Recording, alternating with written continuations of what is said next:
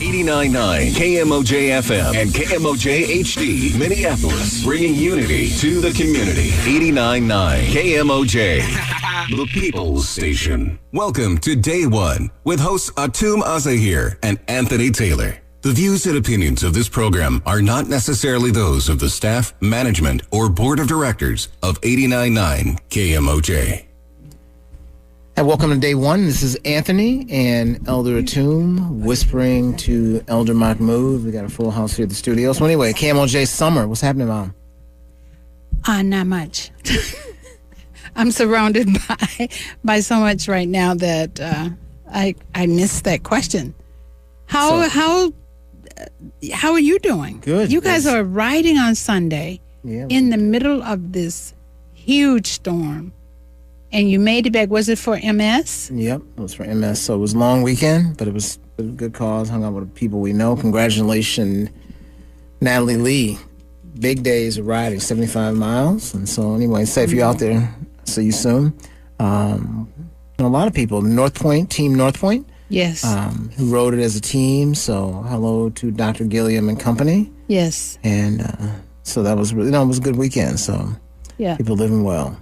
But anyway, so school's out officially. And so now that school is out, school is in, right? Is that so now? Well, we're hoping that school is in.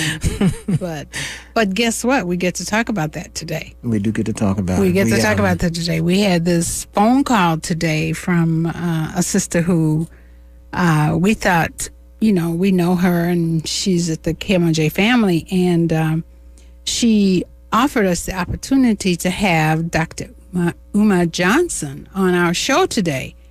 And Anthony and I, as you know, in the community, we really try our best to kind of tee up a discussion that often could be classified as controversial in our community. And we always try to ask you, the Day One audience, who we think is the bomb. I mean, you are the best intellectually prepared, on top of things audience in the world. So we really, really appreciate you calling us and staying with us. And today you have to listen. So I'm going to give the number out right away because I'd like you to be ready.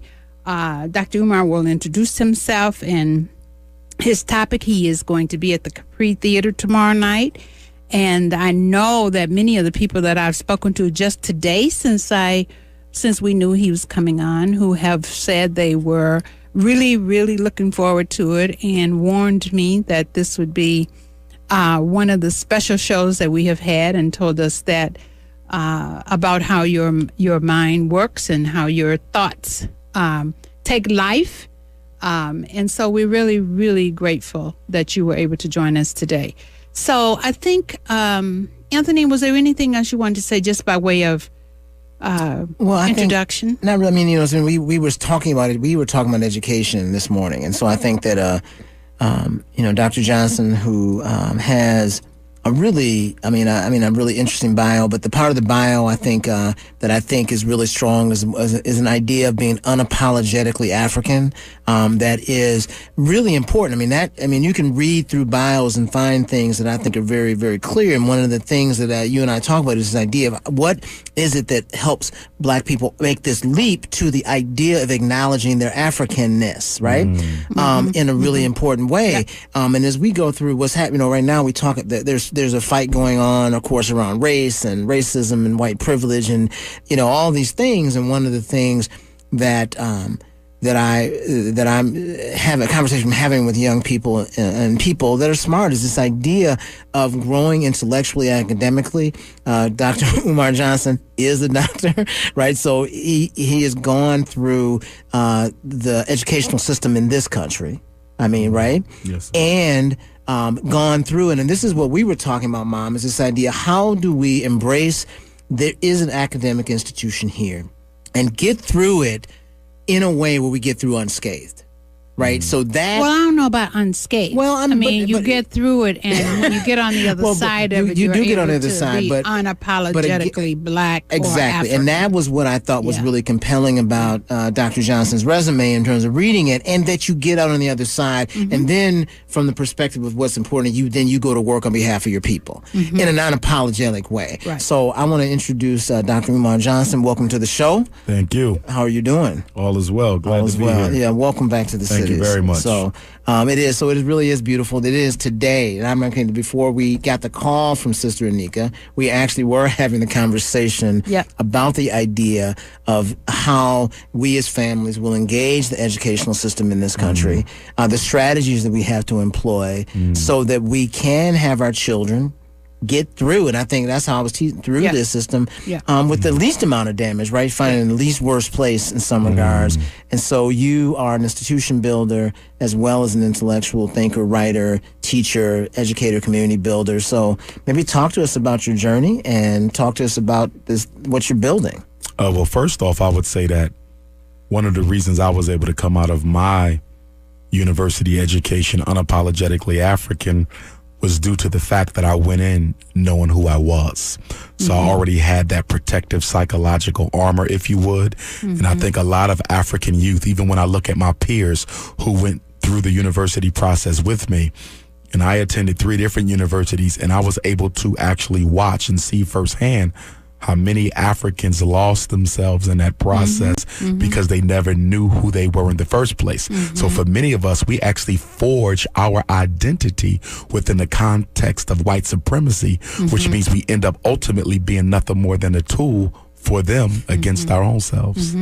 You know, this is really powerful. I also have the honor of recommending books often, and was looking at someone who is positioning Dr. Du Bois in terms of a classicist, a classical philosopher. Yes. And my husband and I argue because my husband is the best, greatest philosopher in the entire world. And that's how you stay married. But also he and I have this discussion about Dr. Du Bois.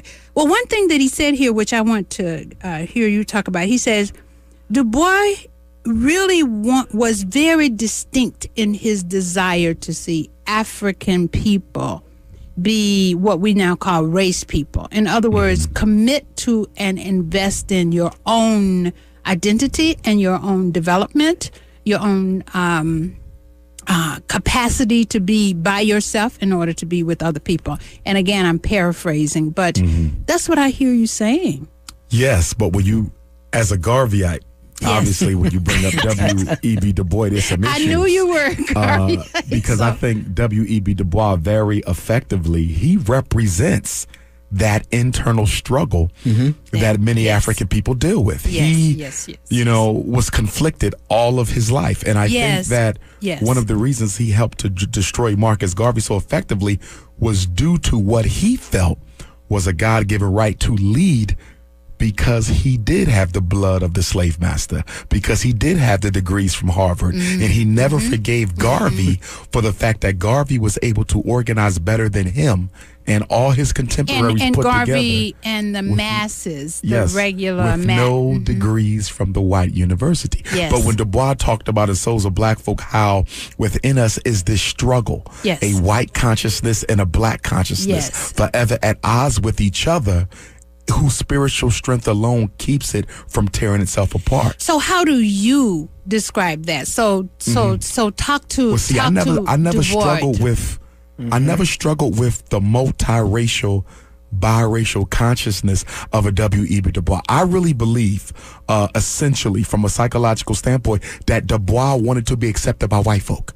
He wanted it very badly. And when you look at his life, he went out of his way to gain that, from teaching at UPenn, the Harvard doctorate, the Fisk, Berlin, NAACP. He did all he could to be accepted by white folk, only to find out at nearly 100 years old that they will never accept you no matter how much white blood you have.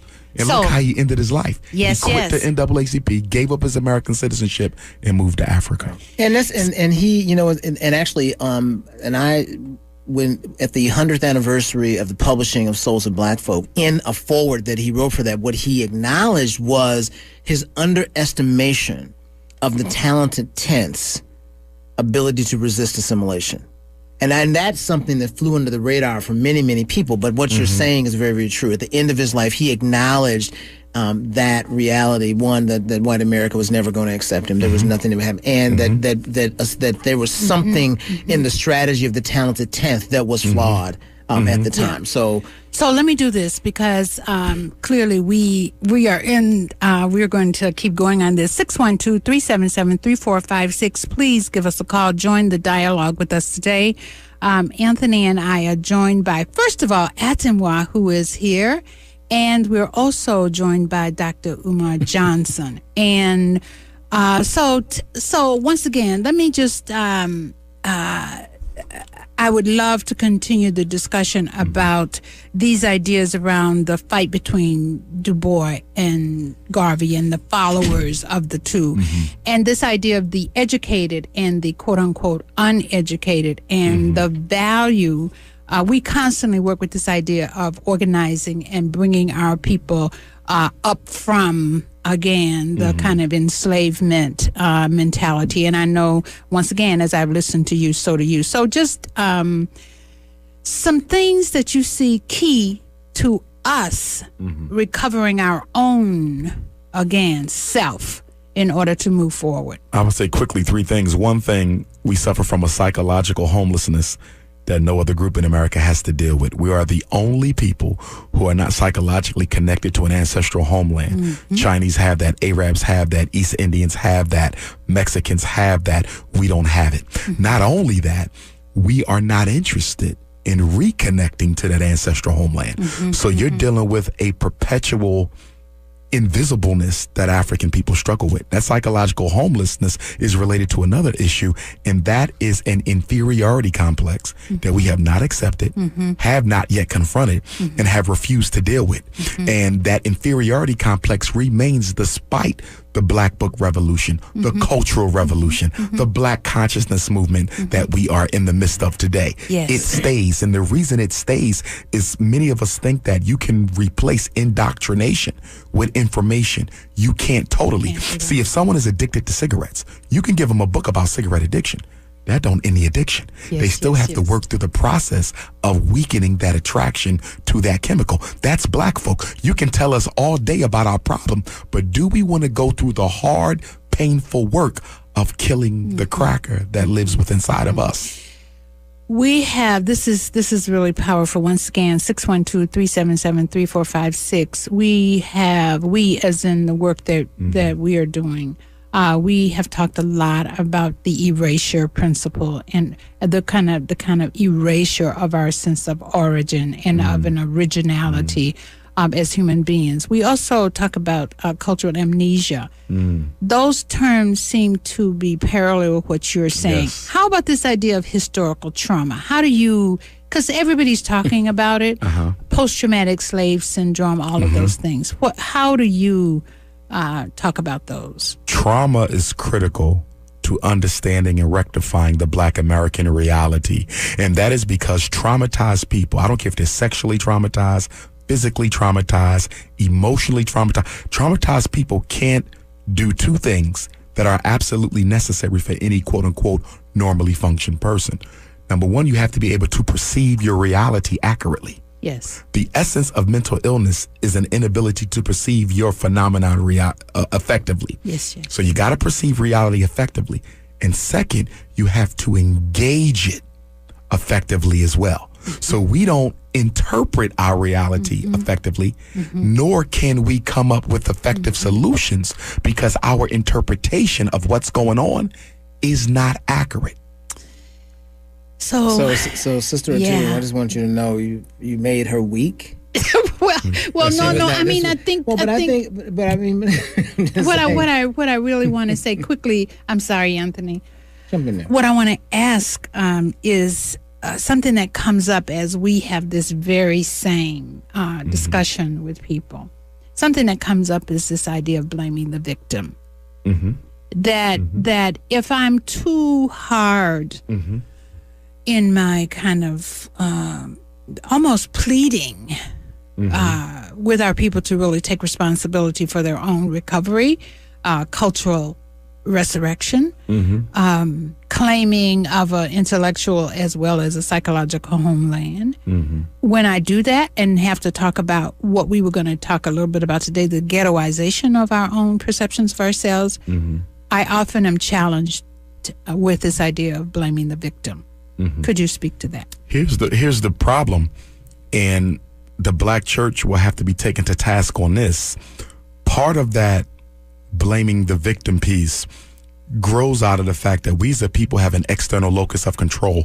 We have been reared in a context and culture that suggests something has to come from what's outside of us to save us. Yes. You understand? So Black people feel that when you're asking them to be the catalyst for their own solution, their own resurrection, they see it as blaming the victim because we've been conditioned to think that something external must bring about this. So whether it's a white Jesus coming down from heaven, whether it's the United States government with reparations, but it must be something outside of me that must ultimately save me. And that is a condition that's keeping us stuck in political quicksand. So, 612-377-3456. I am told often when you guys don't call that you're sitting at home listening and tracking. Because what I do know is that you are listening, because once again, we know you. And so I'm just going to give the number out, 612-377-3456. I know you have wanted, you in the audience, to ask the question, what can you do? What can you do when you at this point in time are basically addicted to the European system, addicted to European psychology? I know you want to ask this brother, what can I do to recover myself? So give us a call, 612-377-3456. See, and you say that, I feel like that's optimistic. You think it's optimistic? I'm very concerned that the idea, that the acknowledgement that it would take for someone to go, what can I do to fix my addiction, heal my trauma?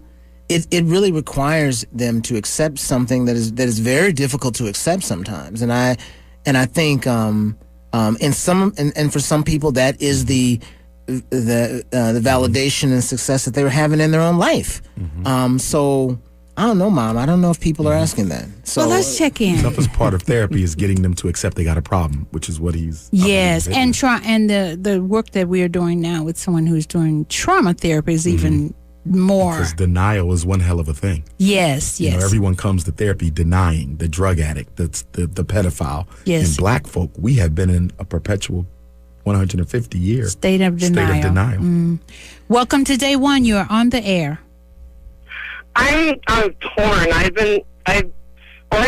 have raised 8 children. I'm on my grandchildren now, and they're very resilient. And being a white person in the family, very often I see racism they don't see or choose not to see. And in that resiliency, they seem to lose touch with how things should be. But on the flip side of that, when you say owning it and changing it and, doing it from within, it's very hard. They have a double battle. They're not only trying to save themselves, they're trying to save their community. When you feel like your whole community is involved in bringing you down, it takes it to another level. It's very easy to say to save yourself, but there's such a feeling of this is just how it is. Yes. Especially in that complacency that how do I couldn't even get my kids to stop watching Duck Dynasty. Okay, so let's be real about that. How do I inspire that? Okay, let us have Dr. Umar speak to you on your question. Thank you. Well, given all those children that she's helping to raise, I would hope she comes out tomorrow to the lecture at the Capri Theater at 6 p.m. But here's the thing. All victims of systematic oppression, black, white, purple, or orange, they see imitation of the oppressor as the way out. This is why African Americans are so interested in going to college. We respect education, But college has a special uniqueness and importance for us because we don't not only see it as a way of upward social mobility, we see it as a way of doing a better job at copying the oppressor. And we see that in copycatting the oppressor, potentially we could be drafted by the oppressor to participate in his reality. In other words, the average black person doesn't have a problem with white supremacy. They have a problem with the role that white supremacy gave them.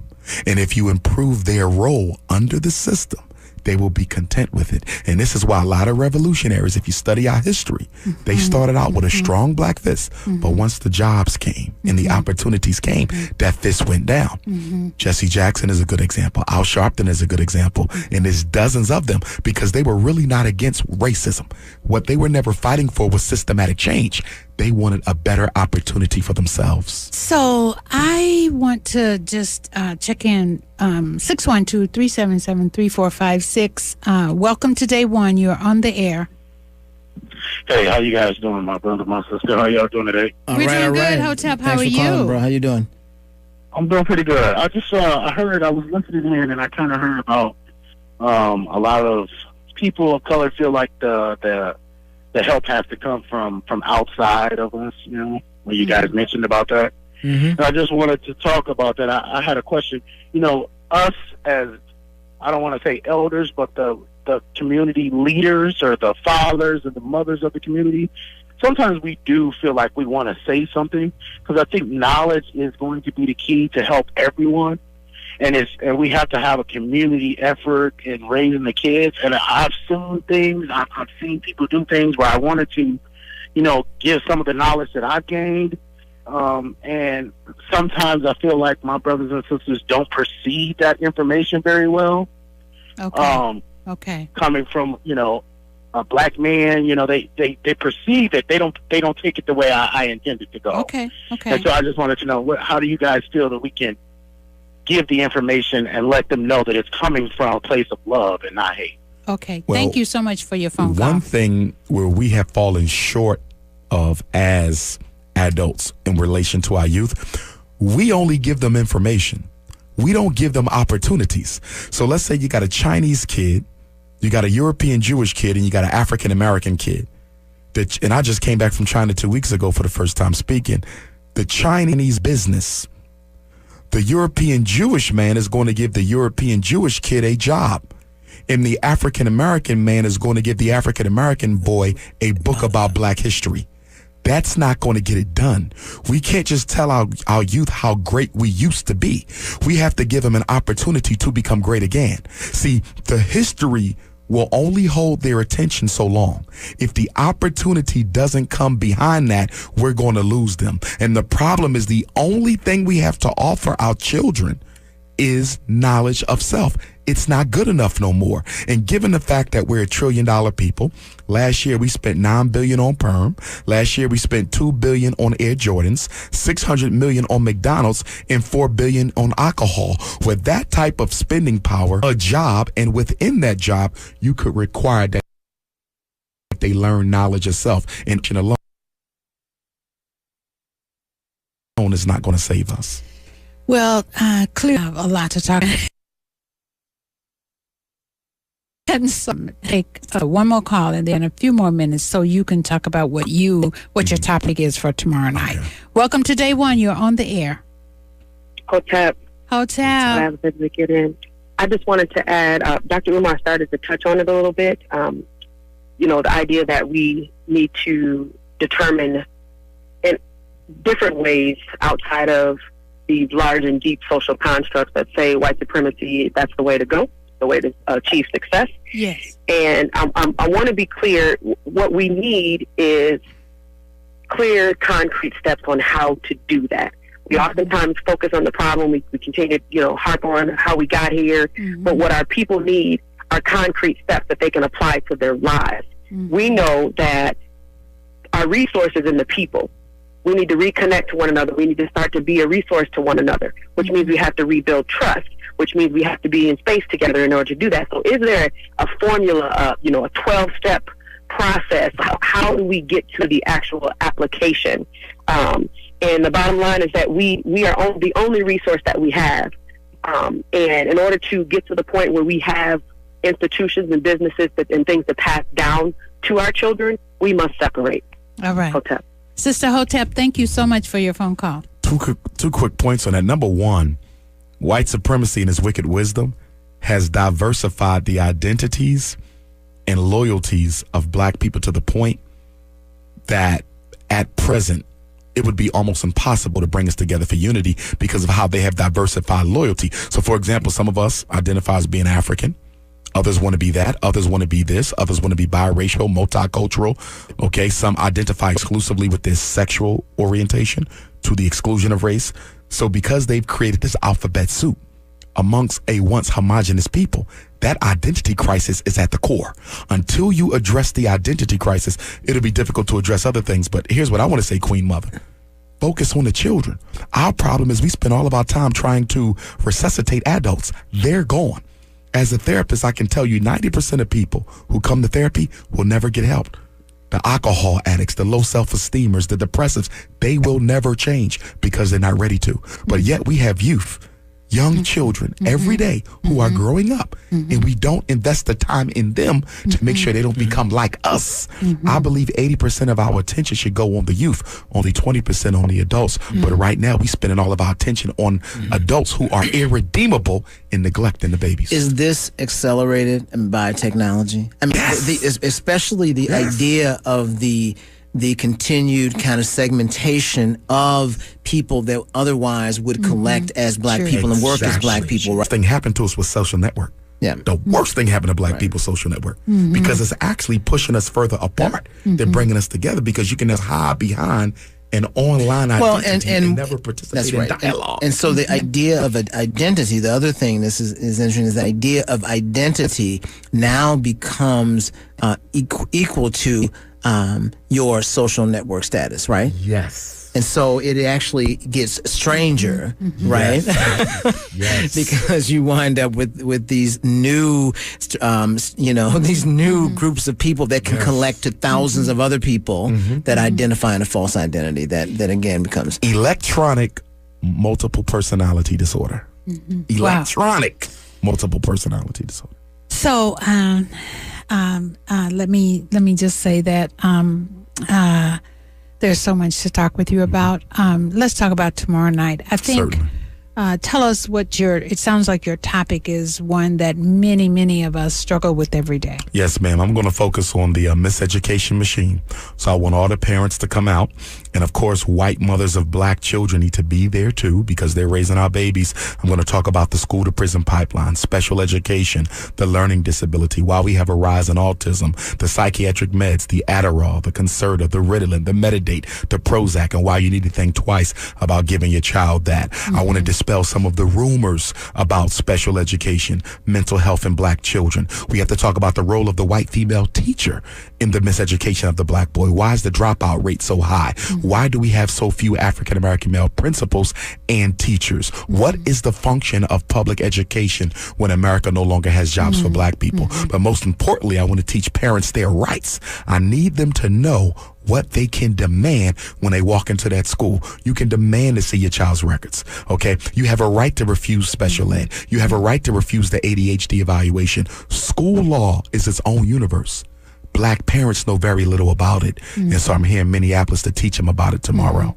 And this is tomorrow night at 6 o'clock. Capri Theater. Doors open up at 4, and I'll be signing copies of my book, which I got to get you guys copies. I forgot to bring them with me. Psychoacademic Holocaust, the special education and ADHD wars against black boys. And we're going to have a Q&A. So brothers and sisters will be able to ask questions. And if any of you guys are coming, make sure you give me your name. Y'all won't have to pay because y'all had me on the show. So again, this is tomorrow evening at the Capri Theater, 6 p.m.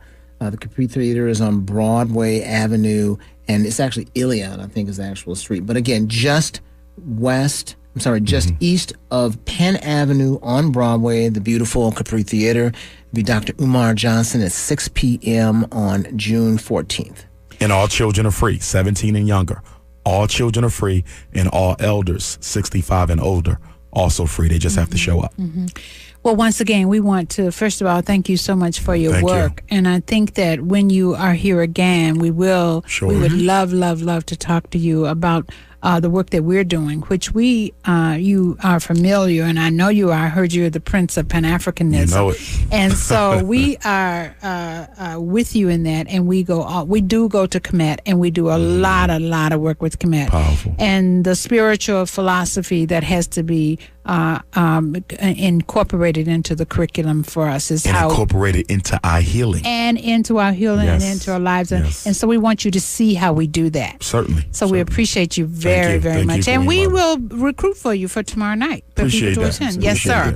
So again, the people get there tomorrow evening. Join Elder Atum, who will be standing outside recruiting for Dr. Umar Johnson's speech tomorrow night at the Capri Theater, 6 p.m. Yes. Thank you all for listening, and as always, in the pursuit of a life in balance, each day is day one. Hotep, everyone. Thank you for listening to Day One with hosts Atu Masahir and Anthony Taylor. Tune in to Day One next Tuesday at 6 p.m. on 89.9 KMOJ, the People Station. Good evening. Twin Cities. Join KMOJ and some of our on-air talent as